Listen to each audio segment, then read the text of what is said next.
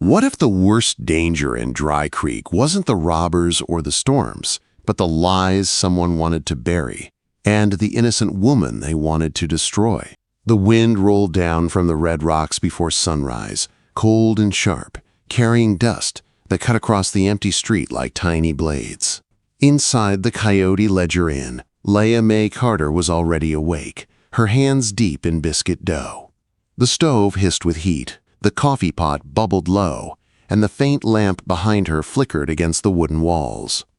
She paused to wipe flour from her palms, then reached for the torn jacket she'd been mending for a traveling merchant, the needle catching the early light with every careful stitch. Outside, the town was waking slow. Wagon wheels creaked in the distance. Someone's mule brayed loud enough to echo off the canyon walls.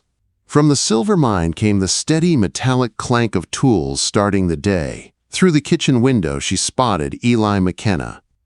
His broad shoulders bent over a broken wagon wheel, his hands steady as he fitted new spokes into place. He had arrived just after midnight, bringing back old Samuel's freight wagon with the axle snapped clean through. Now he worked with that quiet patience he was known for, the kind of patience that came from years on hard trails where one mistake meant death. Laya found herself watching him a moment longer than she meant to.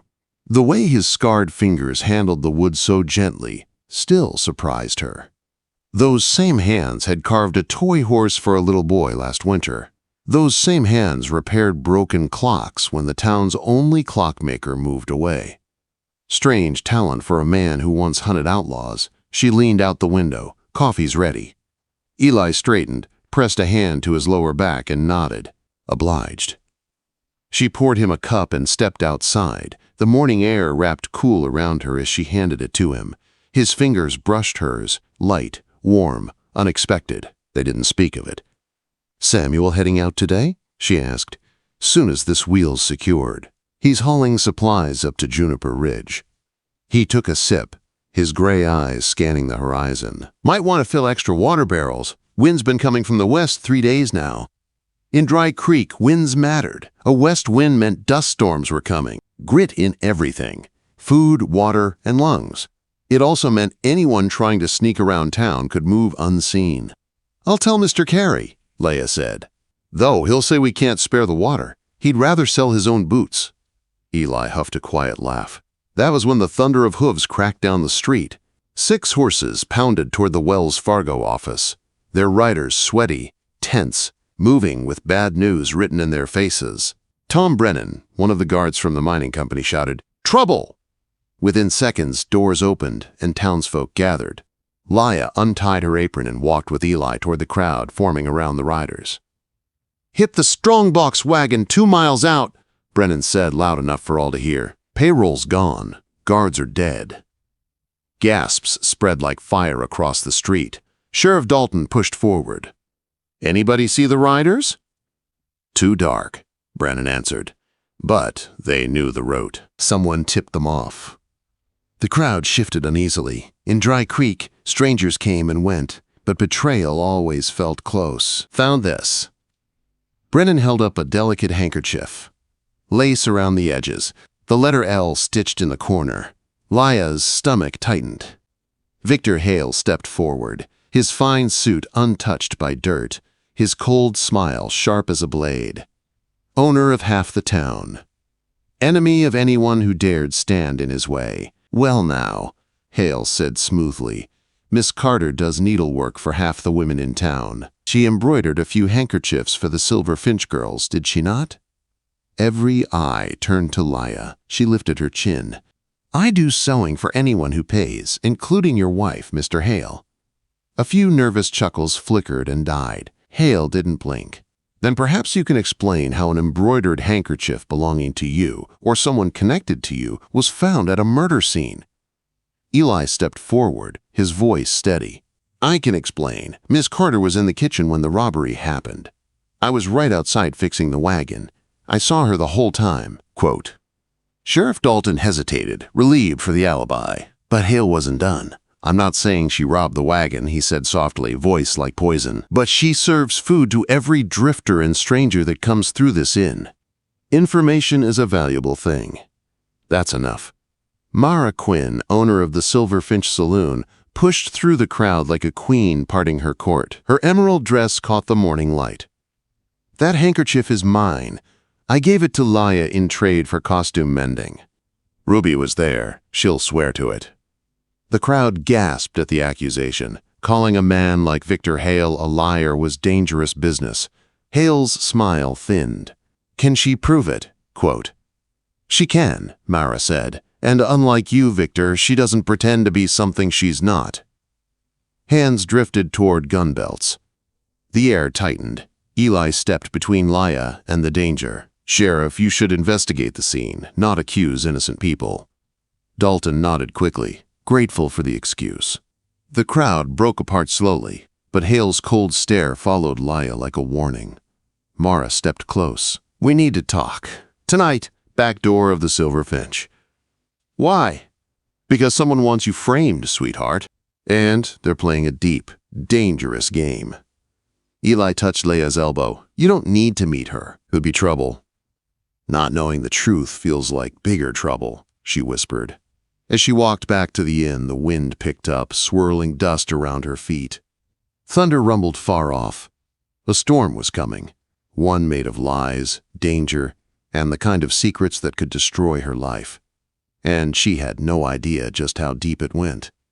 What if the only way to stay alive was to walk straight into the danger everyone told her to avoid? The dinner crowd had finally thinned when Laya slipped out the back door of the Coyote Ledger, her dark skirt brushing against the cold dirt. Night pressed thick around her, moonless and heavy, swallowing every sound. She kept her bonnet low and her steps quiet as she made her way down the narrow alley behind the Silver Finch Saloon. Mara's back door, painted green, waited ahead. 2 quick knocks. The door opened just wide enough for Laya to slip inside. "This way," Mara whispered. They moved through a narrow hall that smelled of perfume and tobacco, then up a steep set of stairs that creaked no matter how carefully they stepped. Mara led her to a small office overlooking the saloon floor below, though the curtains were drawn tight, sealing them into their own secret world. "Sit," Mara said, pouring 2 glasses of whiskey. "You don't have to drink it, just hold it. Makes talking easier."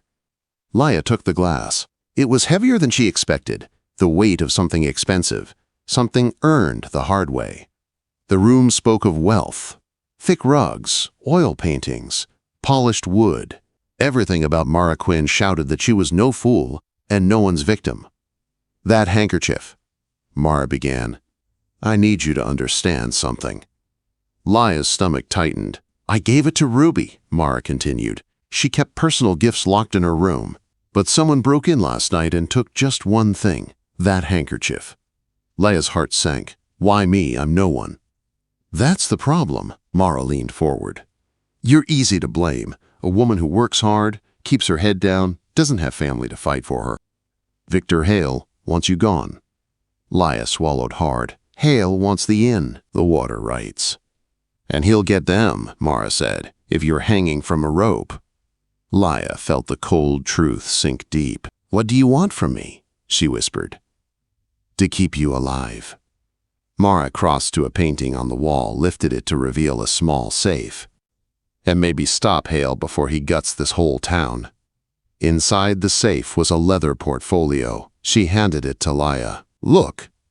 Inside were shipping manifests from the mining company. The more Laya scanned, the more her heart pounded. "These numbers don't match," she whispered. "The company reports 10 tons shipped, but the weight certificates say 15.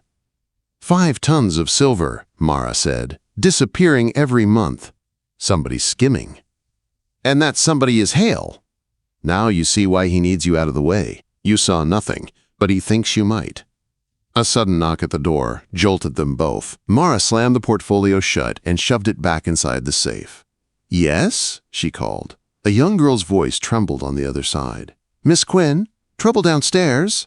"That McKenna fellow," he surrounded. Laya's breath stopped. She ran, Mara close behind, their footsteps pounding down the stairs.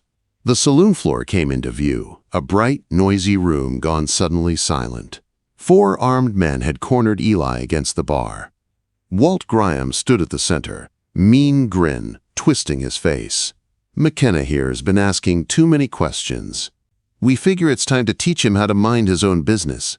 Eli's face was calm, but Laya saw the tension in his shoulders.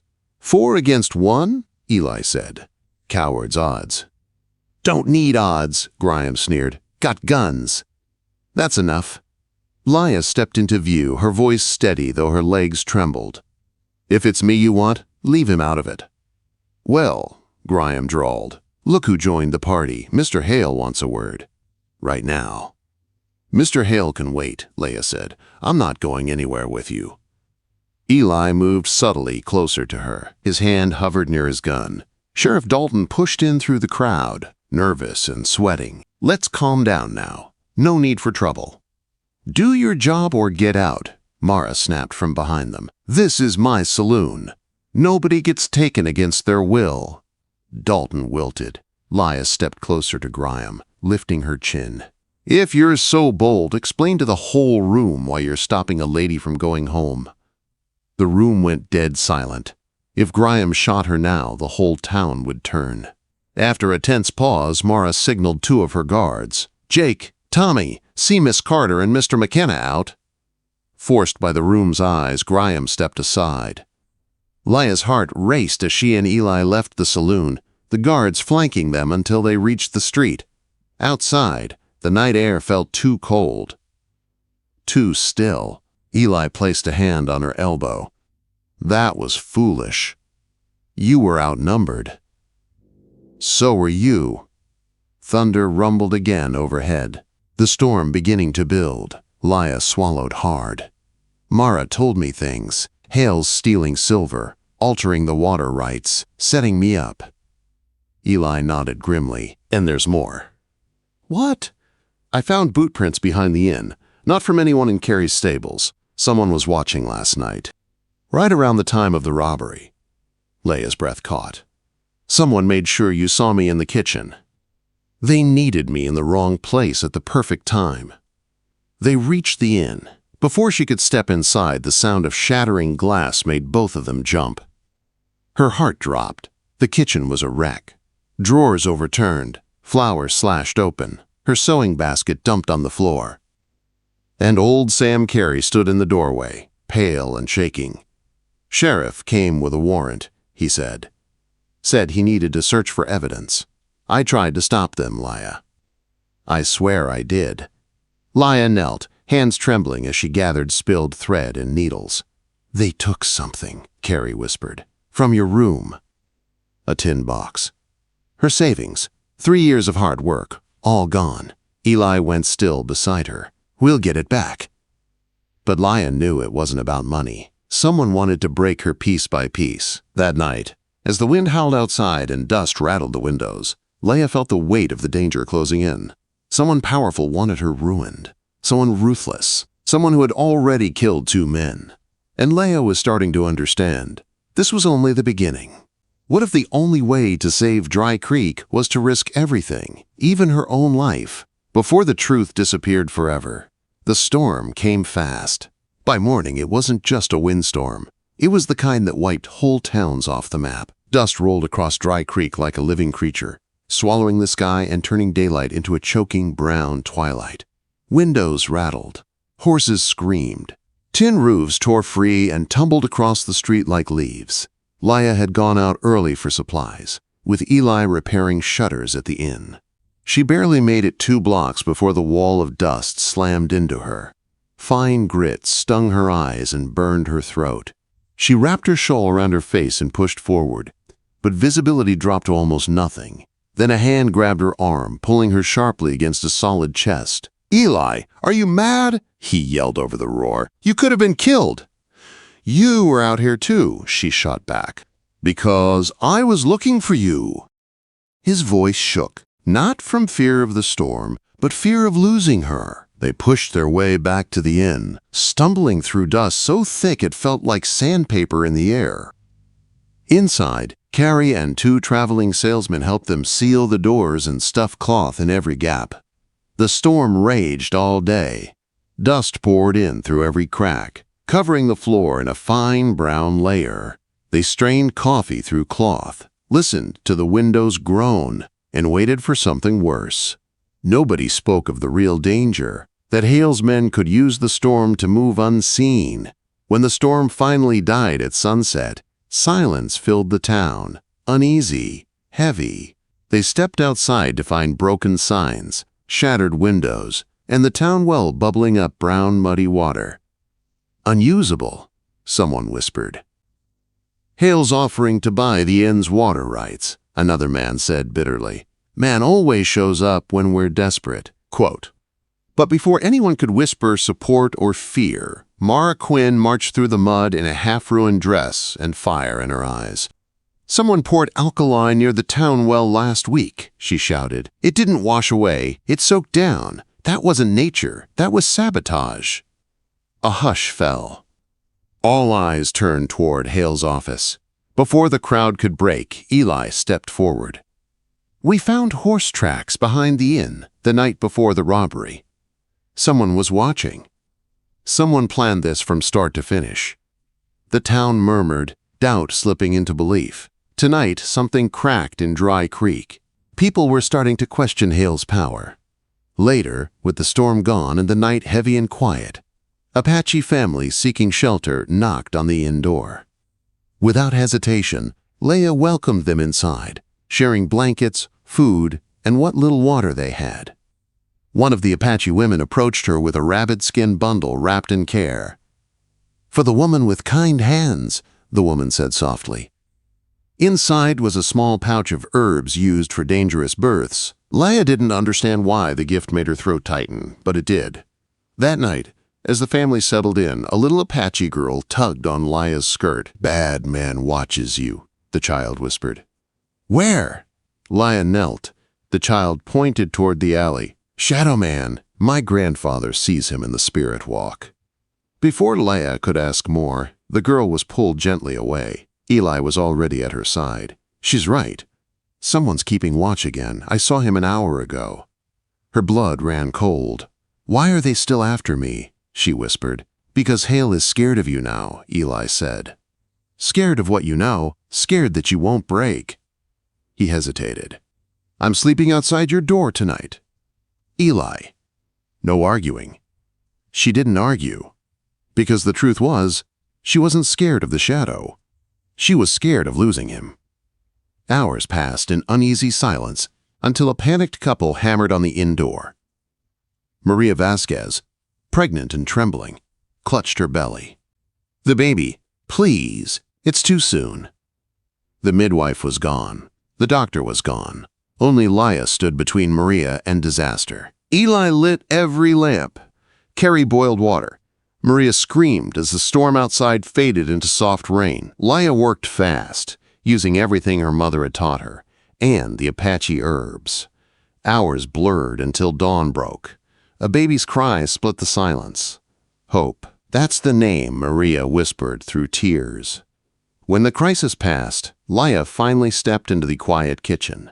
Eli followed, his shirt damp, his hands still smelling faintly of the rope he had gripped tightly. "You saved them," he said softly. "We saved them."